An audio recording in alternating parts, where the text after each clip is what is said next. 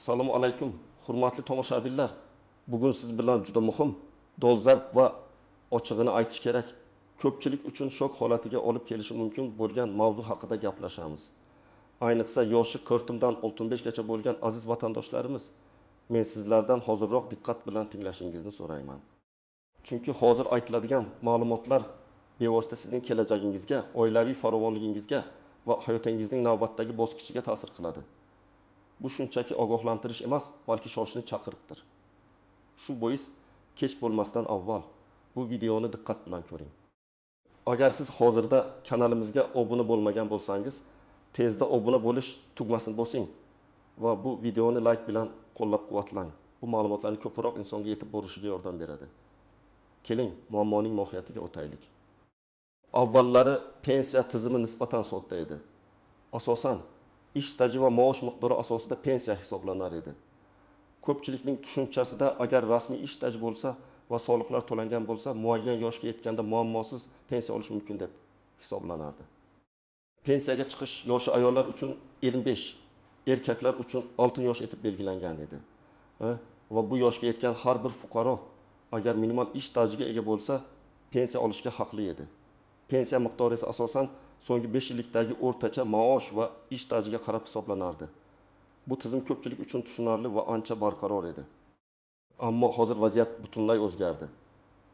Yaqinda qabul qilingan O'zbekiston Respublikasining fuqarolarning pensiya ta'minoti to'g'risidagi qonuniga kiritilgan o'zgartirish va qo'shimchalar, ayniqsa 2024-yil sentabrdan kuchga kiradigan ba'zi bandlari ko'plab fuqarolarimiz uchun kutilmagan vaziyatlarni keltirib chiqarishi mumkin. Asosiy o'zgarishlar nimada? Birinchidan, pensiya stajini hisoblash usuli yanada qat'iylashdi. Endilikda faqat rasmiy ravishda barcha ijtimoiy to'lovlar o'z vaqtida va to'liq to'langan ish stajigina pensiya hisobida inobatga olinadi. Ikkinchidan, pensiya yoshiga oid ba'zi bir norasmiy o'zgarishlar yoki aniqrog'i, pensiyaga chiqish uchun talab qilinadigan minimal staj miqdori oshirildi. Ammo bu bosqichma-bosqich amalga oshiriladi. Uchinchidan, va bu eng muhimi, ayrim hollarda agar fuqaroning mehnat faoliyati bilan bog'liq hujjatlari to'liq bo'lmasa yoki qayta tiklash imkoni bo'lmasa, ilgari kabi mehnat stajini tasdiqlash komissiyalari orqali pensiya olish huquqi murakkablashadi. Hatto butunlay bekor qilinishi mumkin. Ya'ni endilikda sizning qo'lingizdagi mehnat daftarchasi ham. Agar undagi yozuvlar pensiya jamg'armasining elektron ma'lumotlar bazasidagi ma'lumotlarga mos kelmasa, yetarli bo'lmasligi mumkin. Bu o'zgarishlar kelajakda ko'plab insonlarning pensiyasiz qolishiga yoki juda kam pensiya olishiga sabab bo'lishi mumkin. Endi keling, batafsil tahlil qilaylik. Nimalarni bilishimiz kerak? Kimlar xavotir olishi kerak? Kimlar esa xotirjam bo'lishi mumkin? Birinchidan, pensiya hisoblashda ish stajiga yangicha yondashuv. Ilgari agar sizning mehnat daftarchangizda ishga qabul qilinganlik va ishdan bo'shatilganlik haqida yozuvlar bo'lsa, bu stajni hisoblash uchun asos bo'lar edi. Endi esa faqatgina Mehnat.uz yagona elektron mehnat shartnomalari tizimida qayd etilgan va pensiya jamg'armasiga muntazam ijtimoiy ajratmalar to'langan davrlargina staj sifatida tan olinadi. Agar sizning ish beruvchingiz ilgari soliq va ijtimoiy to'lovlarni o'z vaqtida to'lamagan bo'lsa yoki umuman norasmiy ish bilan band bo'lgan bo'lsangiz, ana shu davrlar endilikda sizning umumiy ish stajingizdan chiqarib tashlanishi mumkin. Bu esa pensiya miqdoriga to'g'ridan-to'g'ri salbiy ta'sir ko'rsatadi. Ikkinchidan, pensiya yoshi o'zgarmagan bo'lsa-da, pensiyaga chiqish uchun talab qilinadigan minimal ish staji miqdori bosqichma-bosqich oshirilishi nazarda tutilgan. Hozirda bu erkaklar uchun 25 yil, ayollar uchun 20 yilni tashkil etadi. Ammo kelajakda bu muddatlar har yili ma'lum foizlarga oshirib borilishi mumkin. Bu esa yaqin yillarda pensiyaga chiqishni rejalashtirganlar uchun muhim ahamiyatga ega.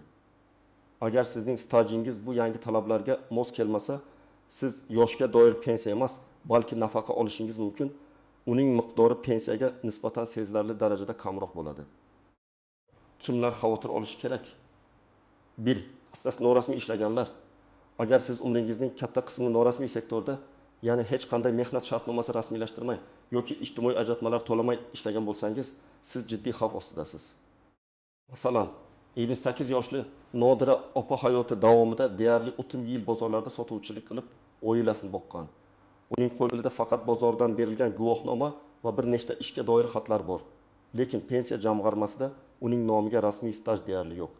Eski qonunchilikka ko'ra u komissiya orqali stajini tasdiqlash imkoniga ega edi. Ammo yangi qonun bilan bu yo'l qattiq cheklanmoqda.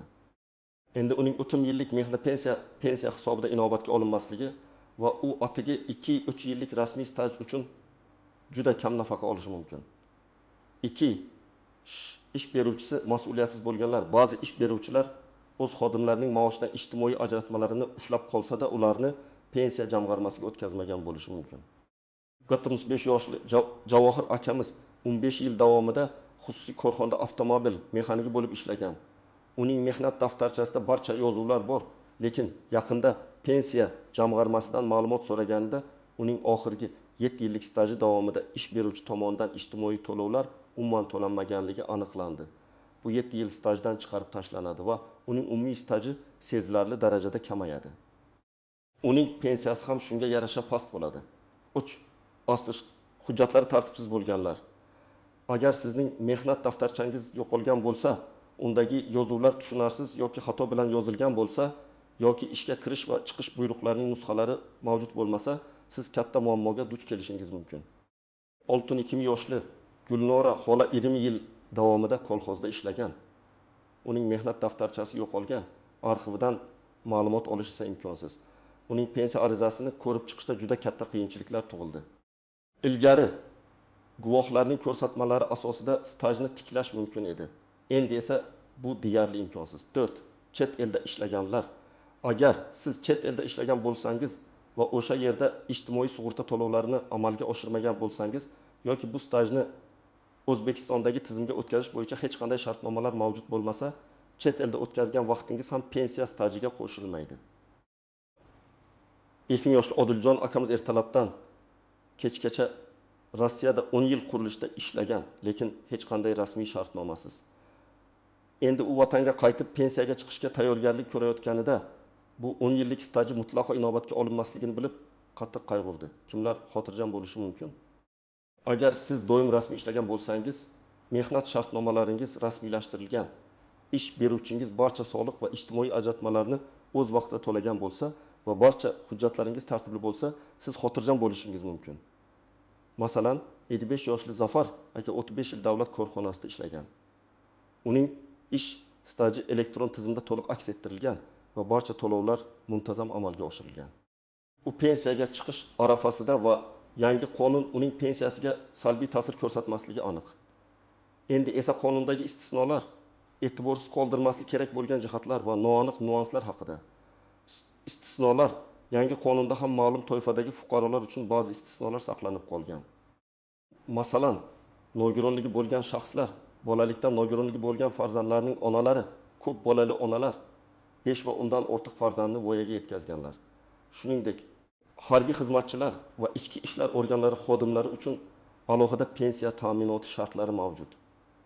Ularning pensiya yoshi va stajiga oid talablar boshqa fuqarolarnikidan farq qilishi mumkin.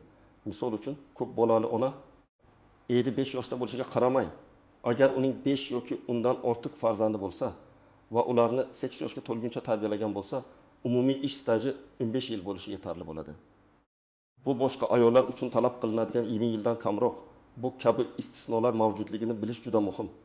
Shuningdek, ba'zi bir maxsus kasblar, masalan, yer osti ishlarida, og'ir va zararli mehnat sharoitlarida ishlaganlar uchun ham imtiyozli pensiya shartlari ko'zda tutilgan.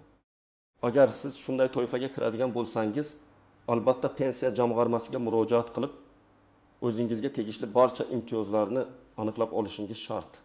Pitfals va e'tiborsiz qoldiriladigan jihatlar fuqarolar ko'pincha pensiya arafasida yoki hatto pensiyaga chiqqandan keyin ham ba'zi muhim jihatlarga e'tibor bermaydilar. 1. Hujjatlarning to'liqsizligi yoki noto'g'ri rasmiylashtirilganligi bu eng keng tarqalgan muammolardan biri. Ba'zi hujjatlarda ism, familiya, tug'ilgan sana xato yozilgan bo'lishi mumkin. Masalan, pasportda ismingiz Feruza deb yozilgan, ammo mehnat daftarchasida Firuza bo'lsa, bu ham muammo tug'diradi. Pensiya jamg'armasi xodimlari bu holatda sizdan ismingizning bir xilligini tasdiqlovchi hujjat, masalan, sud qarori talab qilishlari mumkin. Bunday kichikdek tuyulgan xatolar pensiyaga chiqish jarayonini bir necha oyga cho'zib yuborishi mumkin. Arxivdan ma'lumot olmaslik. Agar siz eski korxona yoki tashkilotda ishlagan bo'lsangiz va u keyinchalik tugatilgan bo'lsa, uning arxivlari yo'qolgan bo'lishi ehtimoli bor. Ko'pchilik pensiyaga chiqishga yaqinlashganda bu haqda o'ylaydi. Ammo bu vaqtda arxivlarni topish juda qiyin yoki imkonsiz bo'lishi mumkin. Hozirdan o'sha korxona yoki tashkilotning arxivini topib, o'z mehnat faoliyatingizni tasdiqlovchi ma'lumotnomalarni olish juda muhim. Oshchi qonuniy maslahatga murojaat qilmaslik. Ko'pchilik qonuniy masalalarda o'z bilganicha ish tutadi yoki qo'shnining, tanishining maslahati bilan cheklanadi.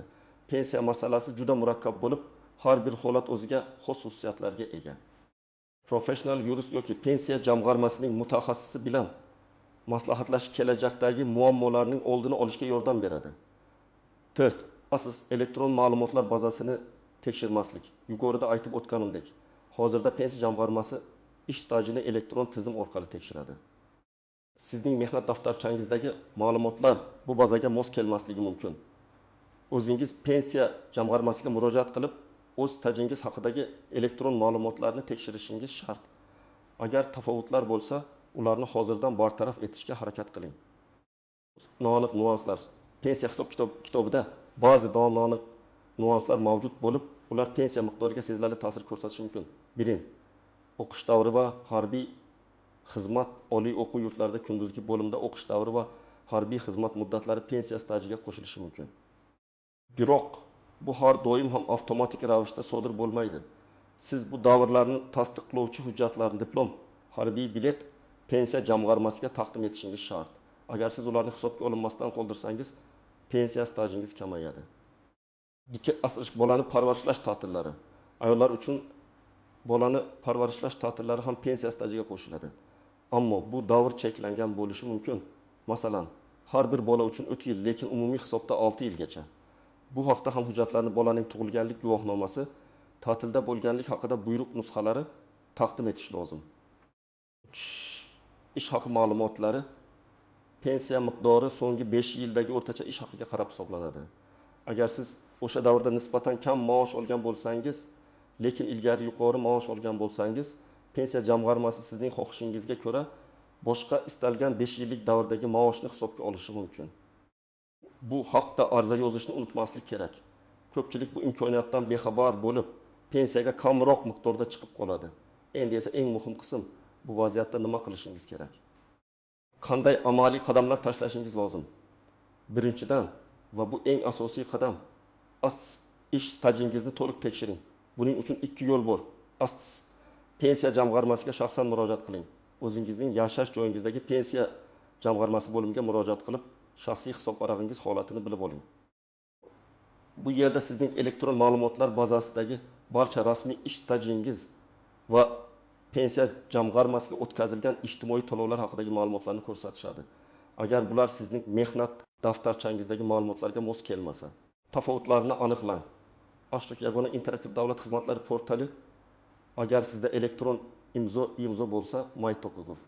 Uz portali orqali o'zingizning mehnat daftarchangiz va pensiya jamg'armasiga o'tkazilgan to'lovlar haqidagi ma'lumotlarni tekshirishingiz mumkin. Bu juda qulay usul. Ikkinchidan, asrish barcha hujjatlaringizni tartibga soling. Asrish mehnat daftarchangiz. Undagi barcha yozuvlarning to'g'riligini va muhrlarning aniqligini tekshiring. Agar u yo'qolgan bo'lsa, hozirdan uni tiklash choralaringizni ko'ring. Bunda so'nggi ish joyingizning kadrlar bo'limi, arxivlar va hatto sudga murojaat qilish zarur bo'lishi mumkin. Asosiy diplomlar, attestatlar oliy yoki o'rta maxsus ta'lim muassasalarida o'qigan davringiz stajiga qo'shilishi mumkin. Diplomingizni toping va nusxasini tayyorlang. Tug'ilganlik guvohnomasi, nikoh guvohnomasi. Agar familiyangiz o'zgargan bo'lsa, farzandlaringizning tug'ilganlik guvohnomalari bularni ham yig'ib qo'ying. Ishga qabul qilish va ishdan bo'shatish to'g'risidagi buyruqlarning nusxalari. Agar sizning mehnat daftarchangizda qandaydir kamchiliklar bo'lsa, bu buyruqlar sizning stajingizni tasdiqlashda asosiy hujjat bo'lishi mumkin. Eski ish joylaringizning arxivlariga murojaat qiling. Uchinchidan, asriq qayerga murojaat qilishni biling. Pensiya jamg'armasi asosiy manzil.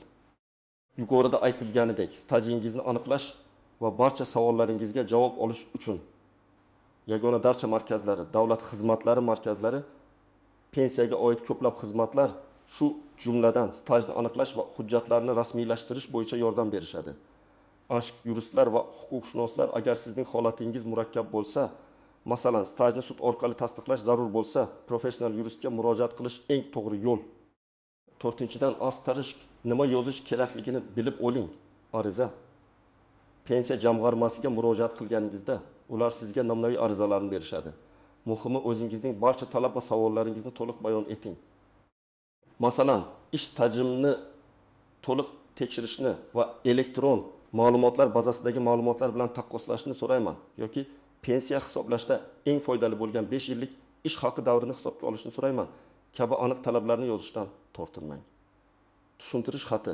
Agar qandaydir ziddiyatli holatlar bo'lsa, masalan, ish staji bo'yicha hujjatlardagi tafovutlar sizdan tushuntirish xati talab qilinishi mumkin.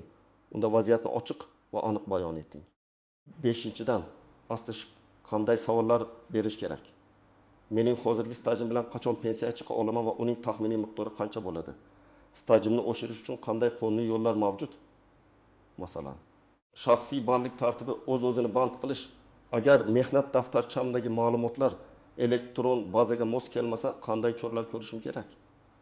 Pensiya miqdorimni oshirish uchun qaysi 5 yillik ish haqi davri hisobga olinishi afzalroq? Aziz do'stlar, umid qilamanki, bu videodan siz uchun qimmatli ma'lumotlar oldingiz. Yangi qonun va uning ta'siri haqida o'z fikringizni bildiring. Bu videoni ko'proq insonlarga yetib borishi uchun like bosing va kanalimizga obuna bo'ling. Unutmang, har bir fuqaroning kelajagi uning bugungi e'tiboriga bog'liq. Hozirdan harakat qiling, kech bo'lmasin. E'tiboringiz uchun rahmat.